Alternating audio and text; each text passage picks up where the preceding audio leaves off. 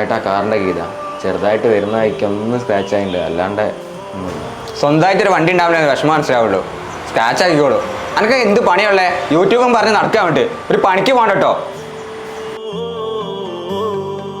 പറന്നു പോയൊരു കിളികളെ ഓർമ്മതൻ വഴിയിലെ ചില്ലകളിൽ വരുമോ നിറയും ഈ